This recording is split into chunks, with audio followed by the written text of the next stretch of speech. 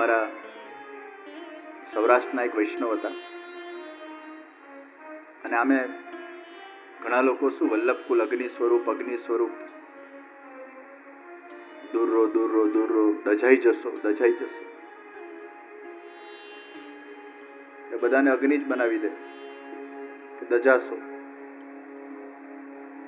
એટલે અમારા સૌરાષ્ટ્રના એક વૈષ્ણવ, તો એની ઉંમર કંઈક 15-20 વર્ષની હશે અને કોઈક મહારાજશ્રી પધાર્યા હશે. હવે એ બિચારાને તરસ લાગીને કંઈક મહારાજશ્રી સામે પાણી વાણી પી લીધું હશે. એવો ખખડાઈ નાખ્યો. એને લાગ્યું એને કોઈ બહુ મોટો ગુનો કરી નાખ્યો. અને પછી તો 15-20 વર્ષની ઉંમર એટલે સબકોન્શિયસમાં ભરાઈ ગયું કે આ બધાથી દૂર રહેવું, પડવું જ નહીં વલ્લભકુળમાં. એની 50 વર્ષની ઉંમર થઈ ત્યાં સુધી કોઈ વલ્લભકુળ પાસે ભટક્યા જ નહીં. જ્યાં વલ્લભકુળનું નામ પડવું જ નહીં. આ બધામાં પાણી ના પીવા, જાઓ બાપા જાઓ, પડવું. ક્યાંક પછી ભગવદ ઈચ્છાથી 50-52 વર્ષની ઉંમર હશે અને પછી મારી ત્યાં એક કથા હતી, એમાં આવ્યા. પછી એમના ઘરે પધરામણી થઈ, વાતચીત થઈ, મેળાપ થયો.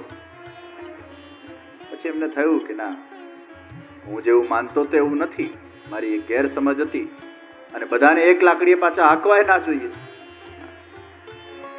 અને પછી એમનામાં ભાવ જાગ્યો અને આજે પુષ્ટિ પ્રચાર સેવામાં એટલા સંનિષ્ઠતાથી જોડાયેલા છે. પણ આ રીતે લોકો ડિટેચ થઈ જાય, ગભરાઈ જાય છે, દૂર થઈ જાય છે, અડકાઈ ગયા, નબળાઈ ગયા, આ થઈ ગયું, તે થઈ ગયું. પ્રેઝન્ટેશનમાં તકલીફ છે. પેલા પેપરમાં છાપી નાખ્યું, પુષ્ટિ માર્ગની હવેલીમાં પાણી પીવું પાપ. પછી મારે હવેલીમાં જવાનું થયું 2 મહિના પછી.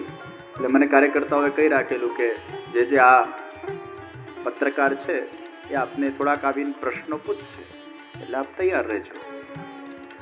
એટલે પછી આવ્યા. એટલે મને એને પૂછ્યું કે આપણી હવેલીમાં પાણી ન પીવાય? આપણો ભગવાન એટલો નિષ્ઠુર કે કોઈને તરસ લાગ્યો હોય, બિચારો પાણી પીતો હોય એ એને ન ગમે? એવું ચાલે? ત્યારે મેં જવાબ આપ્યો.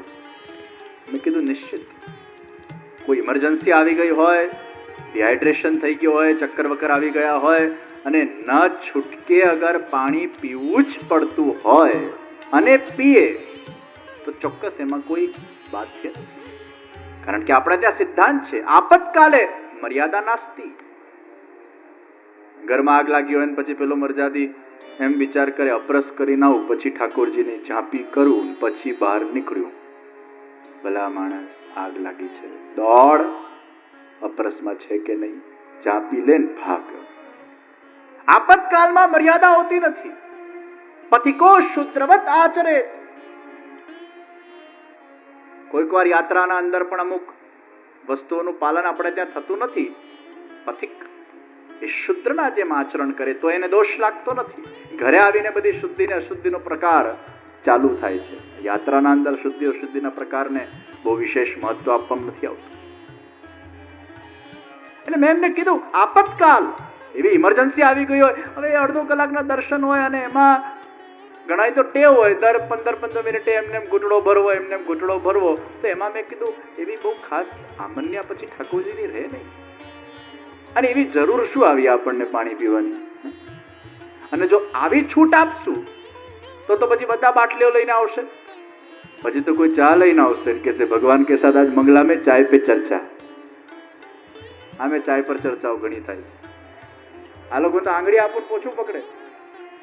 એ તો ચા લઈને આવશે, પછી પેપ્સી લઈને આવશે, પોપકોર્ન લઈને આવશે, પિક્ચર જોતો જોતો પોપકોર્ન ખાય છે. આ ભગવાનના દર્શન, હાલે દર્શને થાય, નાસ્તો થઈ જાય.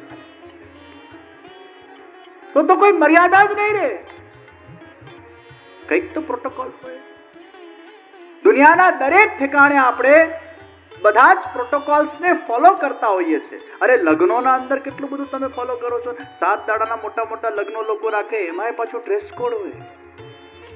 લાલમાં જવાનું, લીલામાં જવાનું, ટ્રેડિશનલમાં જવાનું, વેસ્ટર્નમાં જવાનું, આવું જવાનું. કેવા ફોલો કરો છો આંખ મીચીને? નહીં, આજે તો આપણે છે ને ટ્રેડિશનલ પહેરવાનું છે, આજે આપણે આ પહેરવાનું છે. બધા લો ફોલો કરીએ છીએ. જો આ બધી મર્યાદાઓ રાખશું જ નહીં, અને એ છૂટછાટમાં પછી એટલી છૂટછાટ થઈ જશે કે આખી વ્યવસ્થાઓ બગડવા લાગશે. પછી એના મગજમાં વાત ઉતરી, અને વાત સાચી છે કે આવી જો એક છૂટ આપશું તો પછી બીજી છૂટ આવશે, ત્રીજી છૂટ આવશે, ચોથી છૂટ આવશે. આપતકાલે મર્યાદા નાસ્તિ. તો ભાગ્ય કથા શ્રવણ કરતા કે કથા કરતા કોઈને खूब तरस लगती है. एक बार हम तल्लीन हो गए यानी उससे पर हो गए. આ ઘોડા પટેલ ગાયોની સેવા કરતા કરતા એવા તલ્લીન થઈ ગયા. બે ત્રણ દિવસથી સેવામાં એવા રચ્યા પચ્યા રે, ભૂખ તરસથી પર થઈ ગયા. એકવાર તો ભગવાન પધાર્યા અને ભગવાને એને લાડુ પ્રદાન કર્યો કે ભાઈ તું કંઈક ખા, આ મારો પ્રસાદી લાડુ તને આપું છું, નહીં તો તારું અહીંયા જ મૃત્યુ થઈ જશે. અને ભગવાનની પ્રસાદી એને ગ્રહણ કરી. પછી તો ગાયોની સેવા ખૂબ ભાવથી કરતા. શ્રીનાથજીનો એક દ્વારપાળ, એનું નામ રૂપો પોળ્યો, એટલો બેસુરો, એટલો બેસુરો, એટલો બેસુરો, ખૂબ બેસુરું ગાય. ગોવિંદ સ્વામી ભગવાનના કીર્તન કરે, એ પેલો બાર કીર્તન કરે, ગોવિંદ સ્વામી ડિસ્ટર્બ થતું એટલે ગોવિંદ સ્વામી કહેતા, હે રૂપા, બરડાની પાડ, તારા આવા બેસુરા સંગીત ભગવાનને ગમે નહીં. બિચારો ચૂપ થઈ ગયો. બીજા દિવસે ગુસાઈનજી મંગળા કરવા પધાર્યા અને ઠાકોરજીની આંખો લાલ, જેમ ઠાકોરજી પોળ્યા ન હોય. પ્રભુને પૂછવામાં આવ્યું, આપ પોળ્યા નથી? ઠાકોરજી આજ્ઞા કરી કે પેલા રૂપા પોળિયાને કહેજો કીર્તન ગાય, અને ગોવિંદ સ્વામીને સમજાવજો કે એને કીર્તન કરતા ન રોકે, કારણ કે એ કીર્તન ગાય છે તો મને ઊંઘ આવે છે. એ ભલે બેસુરો છે, એનો સુર મને ગમે છે. તો ગુસાઈનજીએ પછી રૂપા પોળિયાને કીર્તનિયા બનાવી દીધા.